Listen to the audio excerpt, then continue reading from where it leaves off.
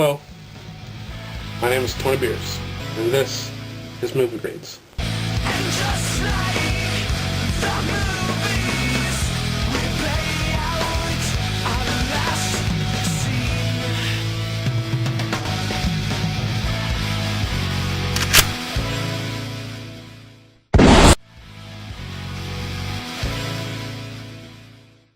Hey everybody, Tony Beers here again, and in this episode of Movie Grades, I'm going to talk about The Expendables. Now, I know I'm kind of putting this up kind of late, but I wanted to give my opinion on this movie. This movie is like 20 years in the making. For those of you who don't know, back in the 80s, the two biggest action stars were Stallone or Schwarzenegger. They ruled the box office.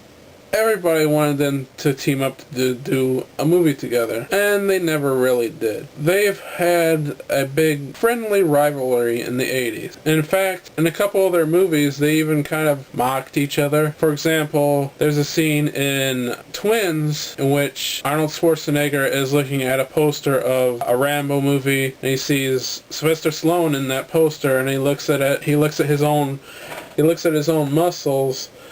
He says, saying that his muscles are bigger than Stallone's. There's another scene in Last Action Hero in which Schwarzenegger goes into a video store and he looks at a poster for the Terminator, and in this poster Stallone is in as the Terminator instead of him. And then there's a scene in Demolition Man in which Stallone, after being unfrozen many years later, he's riding in a car with Sandra Bullock, and they're talking in a car, and she happens to mention that Schwarzenegger became president. So they've had this friendly rivalry for quite some time now. Myself, I prefer Schwarzenegger to Stallone, mainly because he had a more variety of movies. For example, he's done science fiction, fantasy, action, and even gay porn. And as far as Stallone, he's mainly done action or sports dramas, and that's about it. Oh, he also done gay porn. And this is the first movie to actually have them together. The worst thing about this movie is that it kind of came too late. I think it would have been much better if they had filmed it during these two actors' prime, when they were at their best. Now this movie, if it's not already, should be in the Guinness Book of World Records for having the most action stars in one movie. It has Sylvester Stallone, age 63, Jason Statham, age 38, Jet Li, age 47, Dolph Lundgren, age 53, Randy Couture, age 47, Steve Austin, age 46, Terry Crews, age 42, Mickey Rourke, age 58, Bruce Willis, age 53, and Arnold Schwarzenegger at the age of 63. Now, all totaled, according to my math, that's 513 years of badassness. And there's also two girls in this movie. For you Buffy fans, there is Charisma Carpenter, otherwise known as Cordelia from Buffy, and the main girl is being portrayed by, I hope I'm pronouncing this name correctly, Giselle Itti. I don't know, I'm sorry if I ruined your name. She plays the main female in the movie. Now, since I've just talked about the actors, let's talk about the acting in this movie. I believe the best actor is Mickey Rourke. He has a great scene talking about his past, trying to give advice to Stallone. It's a really good scene. The worst actor in this movie has to be Randy Couture. And let's face it, they threw him in this movie just because UFC is so popular right now. He's not horrible, but he is the worst actor in this movie. The only real time he has in this movie is this speech that he does about his cauliflower ear. It's kind of pointless. I'm sorry, Randy Couture fans. He's probably the worst actor in this movie. Another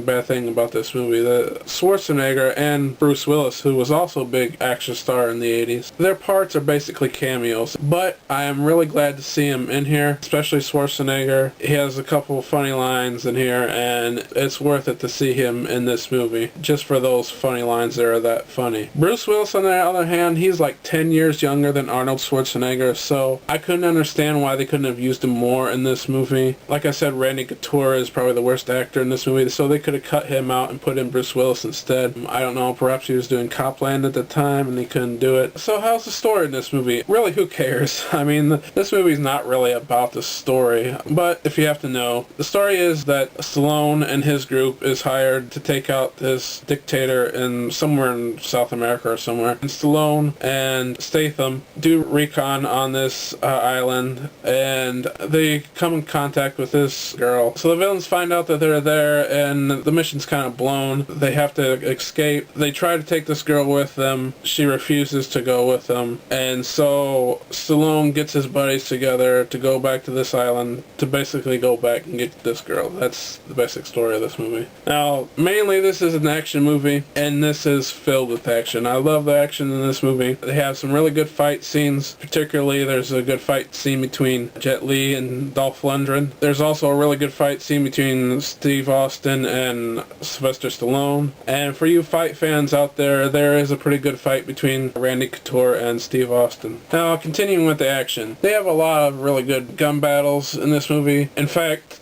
Terry Crews has this really cool gun. I think it's an automatic shotgun, which basically just blows people up. Basically disintegrates them. There's one point where he shoots someone with this gun, and half of their body flies one way and the other half flies the other. You know, it's pretty brutal gun. Also, along with the action, there's a ton of explosions. So if you like explosions, you're gonna like this movie. Now, I would love to see a sequel to this movie, and I kind of had an idea for one. There's a scene in the movie, the big cameo scene of Bruce Willis and Arnold Schwarzenegger, in which Arnold talks about his group of guys. Now, I'd like to see a movie where, say, Arnold's group of guys fights Stallone's guys. Or Willis's guys, because Bruce Willis also mentioned that he had a couple guys that was going to come after Stallone if he didn't finish his job. Now, in this movie they could include Chuck Norris, Jackie Chan, The Rock, Wesley Snipes as soon as he gets out of jail, Steven Seagal, who is going to be in the Machete movie coming out, so I'd like to see him in this, Jean-Claude Van Damme, and Michael Jai White. Whose team would those guys be on? Would they on Schwarzenegger's team? Would they be on Bruce Willis's team? And Stallone could even hire in some of his buddies, you know, like Mr. T or Hulk Hogan, who was in the Rocky movies with him. This is a movie series that I would love to see continue, especially if they can get more of these cool action stars, because they got a lot of good action stars, but they didn't get all of them. And I would like to see a cool villain to take on. And I don't know who that could be, you know, who could be